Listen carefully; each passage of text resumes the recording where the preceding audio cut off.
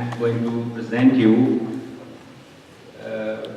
I tried to do a small analysis and bring up a new approach or a viewpoint towards investing in India.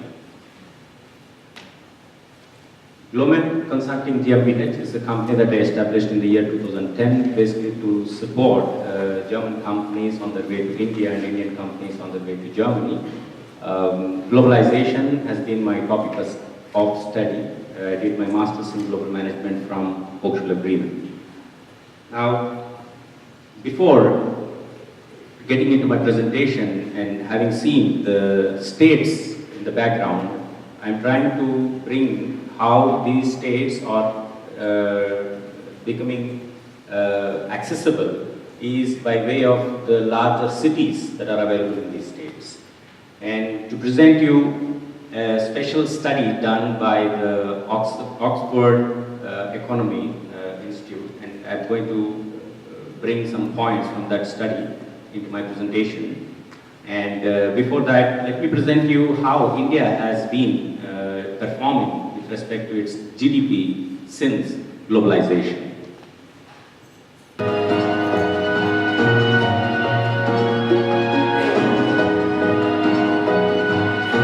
1991 was the year of globalization. From then, since almost 2010, India never appeared in the top 10 countries with respect to the GDP.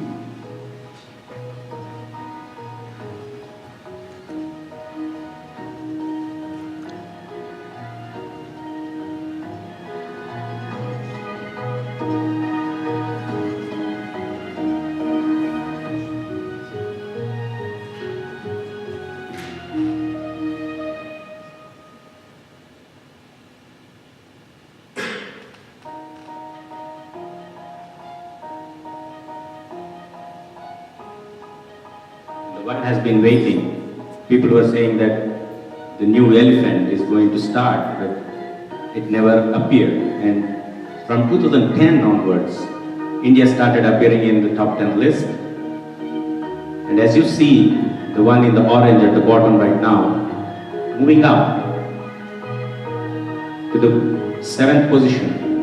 And by the year 2017, India was the 6th largest economy in the world, even surpassing the GDP of France. The story is even more impressive. As we see the GDP figures, the underlined with red in the 7th position is India on the left hand side in terms of GDP in US dollars. But if you see from the purchase price parity, India is on the 3rd rank in globe with respect to the GDP. Purchase for parity is what you can buy for the amount in India in terms of goods and services compared to the same goods and services in a country like Germany, for example, for how much you get, So on those terms, we are already at the top 3rd position. Now, all this growth, all this GDP is coming largely from the mega cities. The big chunk, the lion's share of the economy is coming from the big cities, and this is the study from Oxford Economics that we see here. And all you see, those bubbles that you see on this global map are the big cities. And each country has such power centers or big cities that are contributing to the economy. And India too has 3 big cities, and you can see Delhi, Mumbai, and Bangalore, or blinking in red there. According to this study, what we see is the top 10 cities starting from now till 2035, how the future is going to look like, how the cities are going to perform with respect to the GDP, and how the cities are going to actually lead the countries in terms of the GDP. The next list, what we see is a comparison of the top cities of these top countries, and also what you see next to them is the growth rate of their GDPs. So we have here the countries China, India, the rest of Asia, Middle East, Europe, North America, Africa, and Latin American countries. And the blocked in red is the mega cities in India. And if you see a careful observation, the growth rate of these cities are way above the growth rate of the other cities in the other parts of the globe. We have been talking about investing abroad, and one of the key motivation to invest anywhere is to see how much does that investment grow or can grow, and the growth potential becomes a key criteria in kind of making our decisions. Now, breaking down into this top 10 fast growing cities in the world from 2019 onwards till 2035, according to this study by Oxford Economics, we see that all the 10 cities are from India. And this is a global report. And that's quite interesting to see here. And today, because our focus is on 4 states, and I'm picking up the capital cities of these 4 states, and if we see a careful observer, the GDP in 2018 in $1 trillion is given, and you also see to the last column the GDP in terms of $1 trillion in 2035, and the 2-digit numbers like Bangalore, Hyderabad, Chennai are already at a very high GDP numbers, and Vijayawada is also catching up from the state of Andhra Pradesh. So there they are located on the map. I call them global growth cities. What we have done so far is conducted conferences and seminars in these cities with the help of the local chambers of commerce. And here in the city of Bangalore, we did a conference with Federation of Karnataka Chamber of Commerce and Industry, and we also released a video document about the investment potentials. We did also conferences in Vijayawada with the help of Andhra Chamber of Commerce, and Hyderabad with the help of Federation of Andhra Pradesh Chamber of Commerce and Industry. As a result of these conferences, so far we could accumulate some interesting business owners who are willing to explore foreign markets such as Europe. And what we are doing today is trying to do similar conference here and try see if we can pull up some interesting companies or people or investors from here who are interested in India, so that on a later date we could do some sort of matchmaking and facilitate the process of, and this is the way forward. We like to support bilateral trade and investment promotion through business delegations and conferences, development workshops and seminars, business consulting and coaching. And in this endeavor, I'm quite happy and glad to receive the support of today's speakers. They have promised to be as a team, and here we announce that teaming up to support you, and we try to conduct these kind of conferences in other cities also. And now from here, we'll be moving on to a panel discussion. I request all of you to be active with your questions based on points that you have covered. May I request all the speakers to kindly please step up onto the dais and take your respective chairs to take the questions from the audience.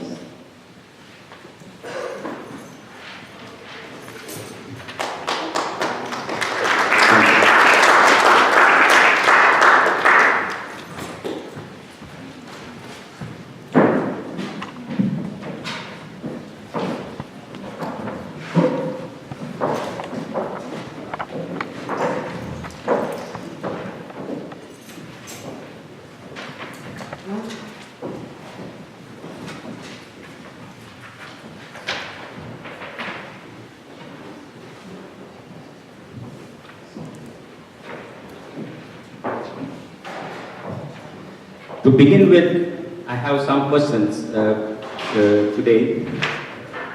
The first one to Raigar sir, we have seen so far the growth projections, and everybody knows that India is at its biggest event, that is the elections, and also the continuity is a point that most of us are interested to know. How do you see the continuity of the same speed at which the economy has been growing into the next years? You can see that India is a continuous process. It doesn't matter which government, election or not election. Once the policy has been decided by the government, you just see that it is not only by the present government, but the liberalization and economic growth and the speed started when our former Prime Minister Dr. Manmohan Singh, he was the Finance Minister. That was way back in 1995 or so. And from then, India is on the fast pedal. So, of course, if the present government comes back to the power, the same policy will be, executed on a faster pace. But it doesn't mean that those will be reversed. So, I see the better future of India because a little slowdown in 17 because of the demonetization and the teething issues with GST. But it's again now picking up, and we have the 7+ GDP growth expected this year. Thank you. So, audience, anybody who has a question, please just raise your hand and we send the mic to you. In the meantime, I continue with my next question to Philip Gideon. Dispute resolution has been very interesting to know, and the tips that you mentioned about what to be kept in mind are quite interesting. How do you see the first step, in making this as a part of the contract or a joint venture? What is the start point? Well, usually when negotiating joint venture agreements or any other commercial agreements, dispute resolution clauses come to the very end. This is when do not really think of them as being central and keep them open until the end, and then somehow a fast solution needs to be found without leading to any further controversy among the other more important commercial points. But as I said, I think they are central, and there are certain topics to be addressed. And in the case of commercial agreements between Indian parties and an international party, actually, I think including an arbitration clause is really the only option which makes sense. Thank you. The financial schemes and some of the support schemes mentioned by you, Ms. Sibyl Schaller, are quite interesting. And I'm sure some of us are here in very much need of finances. And what is the size of the company or the business that should be a kind of a minimum in order to at least approach you for these kind of sports? Well, there's no real size, so to speak. I mean, in theory, of course, it could be any company, although I would not suggest that a startup company, which is not even established really on the German market, should immediately start to work in the Indian business, although there might be some exceptions where it might make sense. I mean, most of the state instruments, support instruments I've presented are actually meant for SMEs. Because the government, of course, thinks that a large company not necessarily needs so much help as does an SME. Mostly the most things address SMEs. But some of the more large financing options which I mentioned there might also be, of course, quite interesting for large companies, for industry, big industry. So it actually depends on the financing need, really. I mean, so it's not so easy to say what would be a clear cut for a size of a company. Thank you. So I'm still looking for any hands. Yeah. It's fine. I don't know to whom you should this question to. Actually, when I saw the topic about this Indo-German collaboration, and all I thought was about the Germans investing in India, and what is the reverse of that? You know, a startup of India, Indian company, being an Indian, and how do I find market here in Germany? I mean, it might be even a small scale business or a startup or family run business or something like that. I just start. It is not, as I said, it is not a one-way traffic only. It always has to be both ways. And there are, in Hamburg itself, there are almost 50 plus companies who invested here. We already have an audience, Miss Lily Wong. She brings investment into Hamburg, and there are other states, not only Hamburg but other states also, where the investment here also coming from. Simaji, would you like to add? I just like to mention that the similar program, in fact, Indian and German government have a program called German-Indian Startup Exchange Program. So it is under the aegis of the Ministry of Economics, which is Ministry of India. So you can end up there and they actually provide, it's aimed at the startups both ways.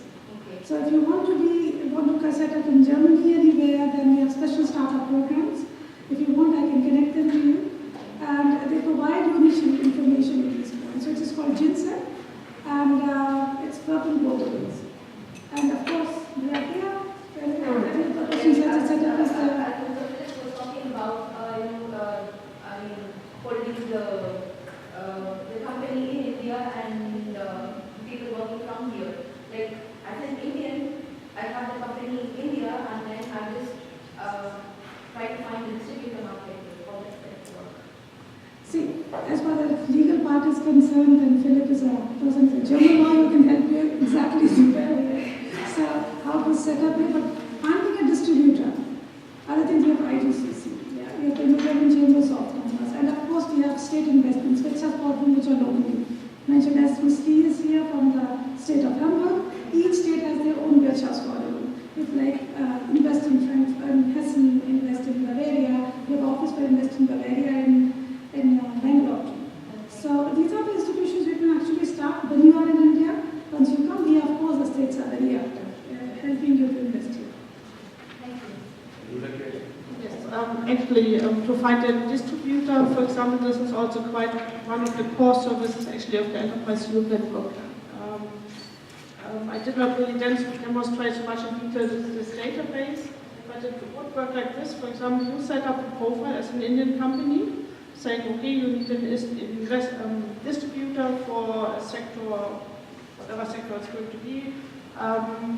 Ideally, you would say it's in Germany, or even specify which region of Germany or somewhere else in Europe. And then the Indian Enterprise Network partner inserts it in this database, or can also send this profile directly to the companies or the regions you have in mind, to the Enterprise Network partners. So, for example, I could find a profile, and I could look here in Hamburg and say, okay, I know a distributing agency which might be suitable, and then we match you directly with this distributor. This is a service which is provided by the Enterprise Network for free. That's because we are a public support network. So this might also be an option you could pursue in addition to other contacts. Thank you so much.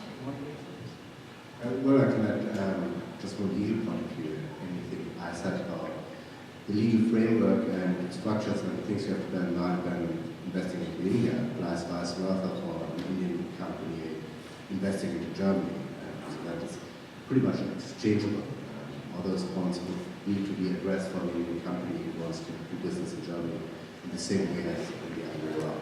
Okay, then that doesn't mean that it should be an established company, even a startup can approach him. Sorry? I mean, even a startup company can approach, not just the established company. Sure. Okay. Thank you.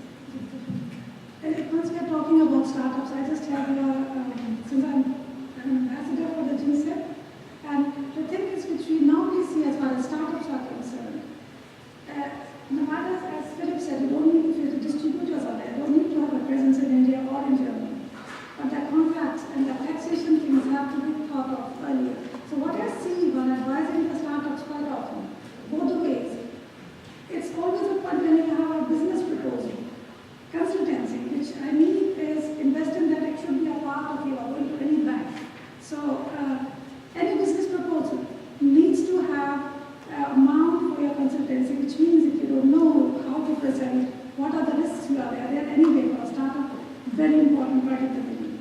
So you have to show that and bear this in mind for the lawyers, for the taxes, that they have their own portion, so that it is already seen in your business proposal once you are approaching to any of the banks. And it holds true if you want to have a presence either ways. Or you want to just find distributors. So as we said, these double taxation PTs or the contracts, they are two-way, not just one-way. So that's one point. Thank you.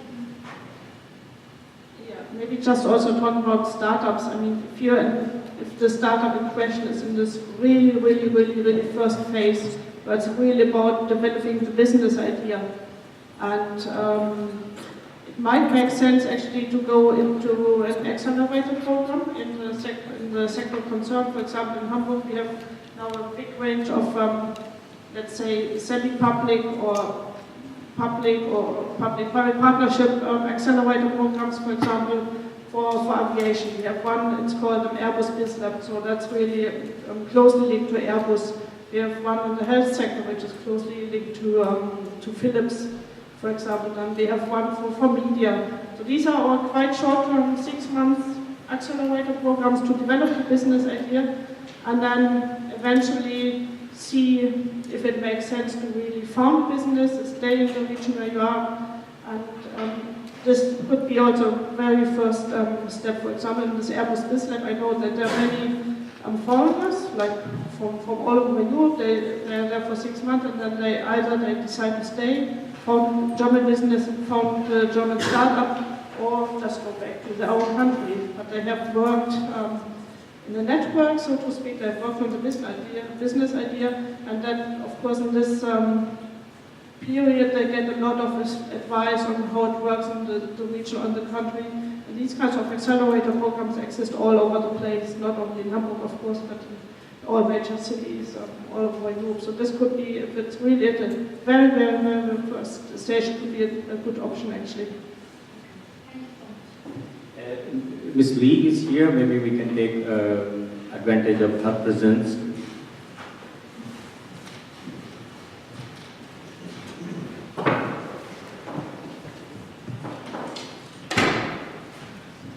Hi, my name is Lily. I'm working with the Hamburg Invest, so I thought maybe I just take an opportunity to introduce myself.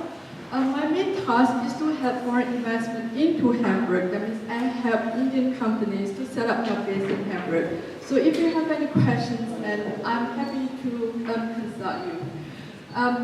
Also, from the point of view of a startup, so we do have a startup unit in the Hamburg Invest itself. So if you have any questions and you would like to start up a startup itself, then feel free to get in touch with me. I'll link you up with my colleague, which is helping you with all sort of consultations, where you can go, which accelerator programs you can go, which incubations that you can go. You know, it all depends on which field you are actually in, because we have lots of programs in Hamburg, and we have lots to offer. Thank you. Actually, hang on, I just have a questions to Enterprise Bureau. So can I understand that in a way that you will help companies, let's say Indian companies or even German companies, to find their partner free of charge? So, yeah. That's the idea. I mean, we have this database where we have, I think, currently about 3,000 profiles from over 60 countries, finding both like distribution partners, agents, etc. Then we have a section called like technology transfer, where it's really about more innovation, and we also have a small part where we find project partners, for example, for international research projects. But by far the biggest parts are the business offers distributors. We cannot find, because legally we are not allowed to find clients, so we cannot promote sales. This is not allowed, of course, because we would distort the market. But this, we are allowed to look for distribution partners from the Commission. I travel once a year to India to acquire more Indian companies to come into Hamburg for setup. So a lot of them will tell me, oh, I'm not ready yet. Germany is really an expensive market. So we have to do our own research. We have to maybe get one project. So can you get me a project? If the project works out, then I will come to Hamburg and set up the company. Then I have a problem. I can't find a customer. I can't find a project. So I need to work with partners. Would you be able to help with such inquiries? Yeah, I mean, of course, we look at every individual case, and as I said, we have to be quite careful that we do not promote sales. We cannot find customers for a company, but we would help to find distribution partners, for example. Yeah. Mm-hmm. One more question: how many Indian projects do you actually currently on having right now? And do you have any really like big projects going on between Germany and Hamburg, or Germany and Indian? Yeah. Well, I checked the database actually for Indian companies or Indian profiles coming into Germany. There were not so many, so that means that apparently the Indian side, the Indian organizations should do more promotion. I did not check how many German companies are looking for Indian partners. This I would have to find out. But I can check that, and besides from that, of course, we do all kinds of brokerage events where we, and company missions where we go, where we find matchmaking, so that's also part of the service. Yeah. Yes, I do hope that there are more business or more inquiries going on, and yes, we will come back to you definitely. Thank you.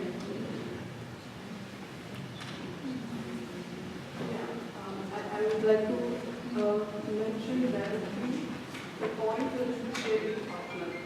How does it help in real terms if somebody wants to come from India or somebody from Germany if they want to go to India? I would like to take the point, as she already explained, Indian companies are really not yet ready to start up in Germany because of the expensive, some not clarification. I just want to know how it will help and how to bring them here in terms of clarification. Yeah, because of the it is too expensive. They are not yet ready. They have the aspiration to come real, want to come real here, but because of this not clarity, how expensive, how to support can get here, they don't have really a clarification in this case. So how can we explain them all the points just to come and try it? From the broader point of view, because the legal and those nitty-gritties our experts can explain, but I can tell you that if any Indian company would like to come to Germany, that's not my job. I want Indian German companies to go there, but even there are a lot of companies here, and we do help them. Actually, the German has the machinery, which really are state-of-the-art, heavy-duty machineries and all those, and made in Germany is the name enough to believe that it's a good thing. And there are a lot of Indian companies who not only just do import from India, but they would like to come here and establish contacts and have a licensing office, or in fact they do want to have their proper companies here to import the better technologies, the better machines, hardware from here, and which is very, very popular. And there are so many sectors, especially the research work done in the sector of energy, the renewable energy, because the Germany is spending a lot of money on this, also the pharmaceutical. But as far as other aspects, I think our learned speakers, they can explain.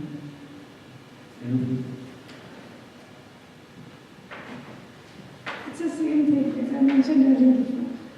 The thing is, whether it's bundling towards India or any company from India, initially, if you find a partner in the usual places, the fairs, then you go locally, and many German companies are there, the many fairs. So if you get the connects there, let's say there are any specific, now what's happening in India, the current fair, as I mentioned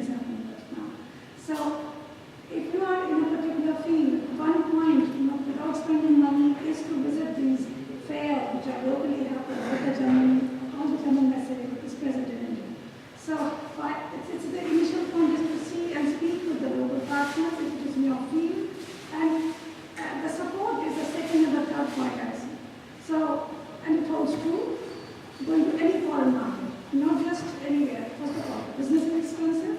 Secondly, going to any form of market involves a lot of investment in the thing. So the thing is, if you're not have it settled up in India or locally, then thinking of expanding in the market is not the right time. So if you think it's expensive, because there are certain costs involved, and let's say setting up a GmbH, you need to have 25,000 euros. So that's one thing, plus flying cost coming here. So if you're not ready for the stage, expansion will not make any sense.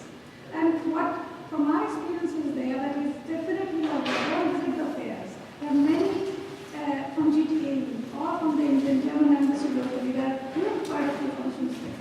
So one can connect, and best part is just to visit the fairs.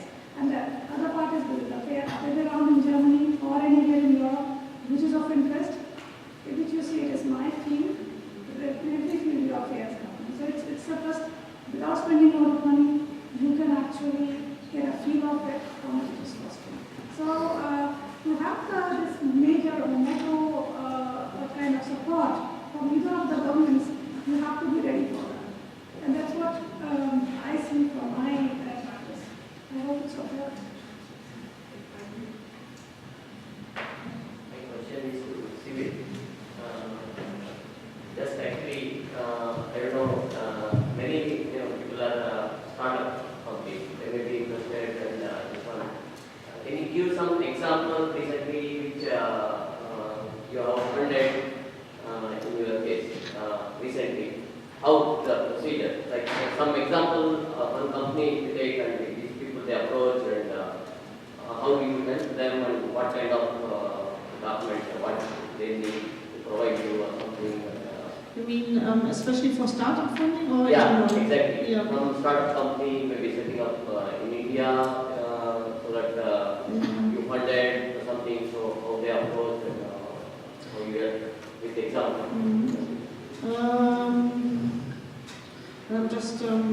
I didn't really recently have any case of a company who's done a startup in India. Maybe in India or any other country also is fine. You said many other countries also on the globe.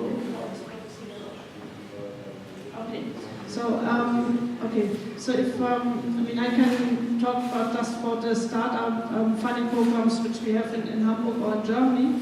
And there actually, it's in principle it's open on the same terms for every company.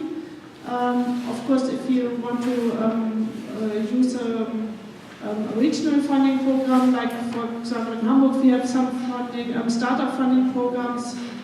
It has to be based in Hamburg. If the startup wants to use some financing on the national level, then it doesn't really matter.